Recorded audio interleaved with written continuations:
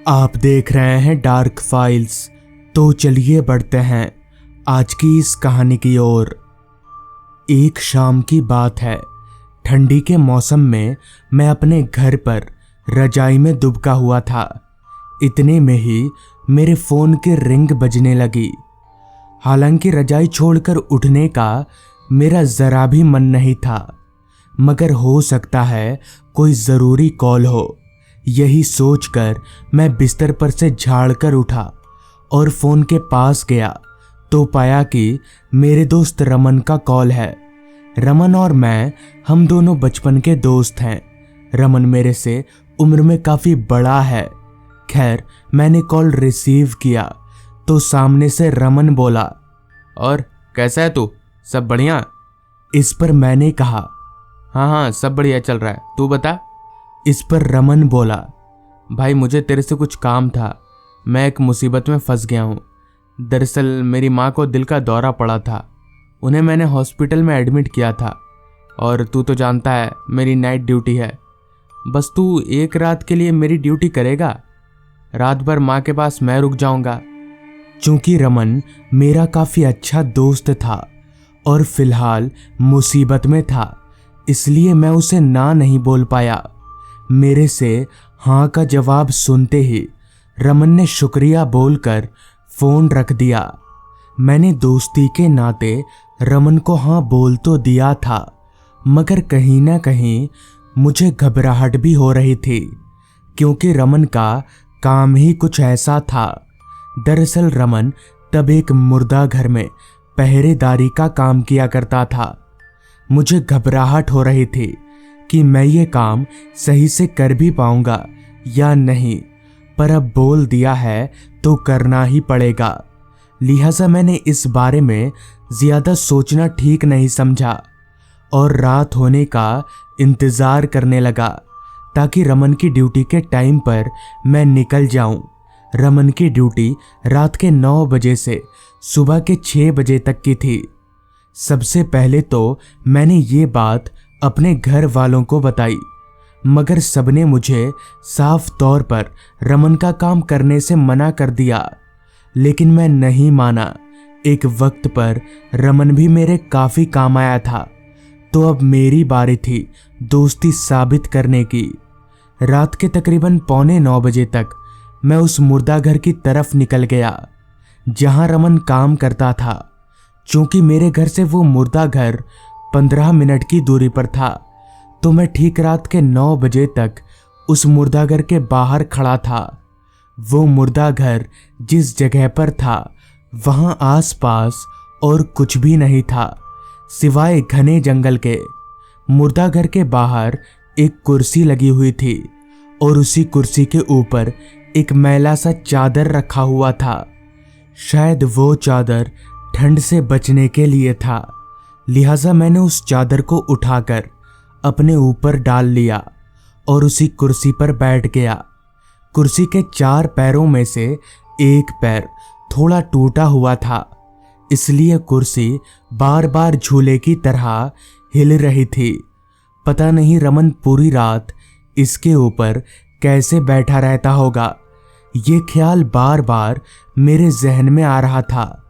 एक तो सर्द की रात, ऊपर से जो हवाएं चल रही थी वो ना सिर्फ बदन के ऊपर बल्कि शरीर के अंदर हड्डियों को भी कांपने पर मजबूर कर दे रही थी।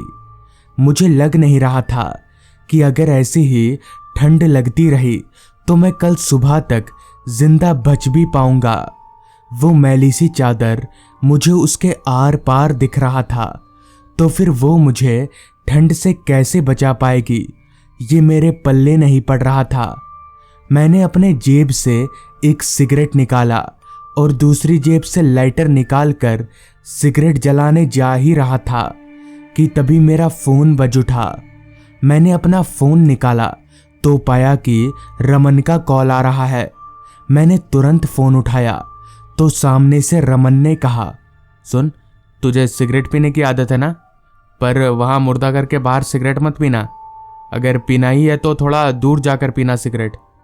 इस पर मैंने रमन से कहा, क्या टाइमिंग है बॉस, अभी मैं सिगरेट सुलगाने जा ही रहा था। पर यहाँ सिगरेट क्यों नहीं पीना है?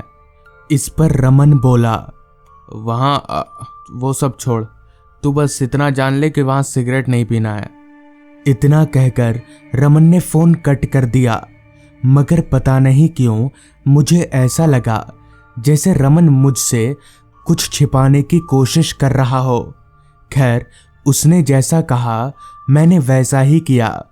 वहां से थोड़ा दूर हटकर सिगरेट जलाया और वहीं पर सिगरेट पीकर वापस अपनी जगह पर जाकर बैठ गया। रात हर पल गहराती जा रही थी और जैसे जैसे रात बढ़ रही थी वैसे वैसे ठंड भी अपना रंग दिखाना चालू कर रही थी। पहले तो ठंड ज्यादा थी ही, पर अब इतनी ज्यादा ठंड बढ़ गई कि मेरे बर्दाश्त के बाहर होने लगा। मैंने तय किया कि आसपास से कहीं लकड़ियां इकट्ठा करके आग जलाता हूँ। आग ताप कर शरीर में थोड़ी गर्मी आ जाएगी। लिहाजा मैं अपनी जगह से उठा और आसपास के पेड़ों से थोड़ी बहुत पतली पतली टहनियों को तोड़कर वापस अपनी कुर्सी के पास आ गया और जमीन पर टहनियों को सजाकर जेब से लाइटर निकाला और आग जलाने लगा। पर क्योंकि ओस की वजह से सारी टहनियां भींगी हुई थी, इसलिए उनसे आग जल नहीं रही थी। लेकिन बहुत मुश्किल से किसी तरह मैंने उन टहनियों को आग लगा ही दिया और मुर्दाघर के बाहर अपनी कुर्सी पर बैठकर आग तापने लगा। ठंड के मौसम में वो आग दवा का काम कर रही थी। आग ताप कर सुकून मिल रहा था। मैंने मन ही मन ये सोच लिया था कि आज तो मैंने रमन का काम कर दिया, मगर कल से मैं नहीं करूंगा और किसी ना किसी बहाने से उसे मना कर दूंगा। अभी मैं ये सब सोच ही रहा था कि तभी ठीक मेरे पीछे से एक आवाज आई, आग बुझाओ जल्दी, हमें तकलीफ हो रही है। मैंने तुरंत पीछे पलटकर देखा, मगर पीछे मुर्दाघर के अलावा दूर दूर तक कोई नहीं था। ना तो कोई इंसान और ना ही कोई जानवर। तो फिर आवाज किसने दी होगी, मुझे समझ में नहीं आ रहा था। लिहाजा मैं अपनी जगह से उठा और मुर्दाघर के दोनों बगल झांकने लगा। कहीं कोई है तो नहीं, मगर वहां सच में कोई नहीं था। मुझे काफी हैरानी हुई, मगर फिर मैंने सोचा हो सकता है शायद ये मेरा वहम होगा। इतना सोचकर मैं वापस अपनी जगह पर आकर बैठ गया और आग तापने लगा। अभी मैं आग ताप ही रहा था, तभी पीछे से किसी ने मेरे कंधे पर हाथ रख दिया। कंधे पर हाथ महसूस होते ही मैं तुरंत पीछे पलटा तो पाया कि ठीक मेरे पीछे एक आदमी खड़ा है। लेकिन अजीब बात तो ये थी कि वो आदमी यहाँ आया कहाँ से, क्योंकि वहाँ आसपास उस मुर्दाघर के अलावा दूसरा कोई घर नहीं था। अगर था तो सिर्फ घना जंगल। तो ऐसे में ये आदमी कहाँ से आ गया? अभी मैं ये सोच ही रहा था कि तभी उस आदमी ने कहा, यहाँ पर आंख क्यों जलाया तुमने? तुम नहीं जानते हमें तकलीफ होती है। इस पर मैंने कहा, तकलीफ? पर आपको क्या तकलीफ होती है और आप रहते कहाँ हैं? तो इस पर उस आदमी ने कहा, ये मुर्दाघर, यही तो मेरा घर है। इतना कहकर वो आदमी मुर्दाघर की तरफ जाने लगा और मुर्दाघर के दरवाजे पर जाकर एक दफा मेरी ओर देखते हुए मुर्दाघर के अंदर घुस गया।